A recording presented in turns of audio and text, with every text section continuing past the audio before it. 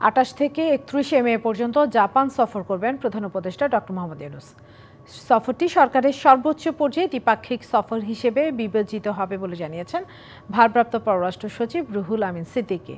দুপুরে পররাষ্ট্র মন্ত্রণালয়ে ব্রিফিংয়ে তিনি আরও জানান, কৌশলগত দ্বিপাক্ষিক সহযোগিতা, বাণিজ্য, রোহিঙ্গা প্রত্যাবাসন ইস্যু গুরুত্ব পাবে এই সফরে। জাপানের প্রধানমন্ত্রীর সঙ্গে বৈঠক করবেন প্রধান উপদেষ্টা। এর পাশাপাশি একটি সেমিনারে কিনোট স্পিকার থাকবেন তিনি।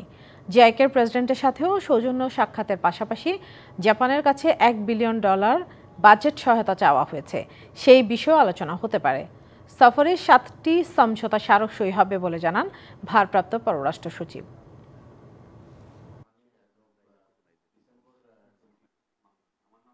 মাননীয় প্রধান উপদেষ্টার সাথে সাক্ষাৎ করবেন। জাপানের কিছু রাজনৈতিক এবং ব্যবসায়ী গণ্যমান্য নেতৃবর্গ সাথে স্যার একটি ইন্টারঅ্যাক্টিভ সেশন করবেন।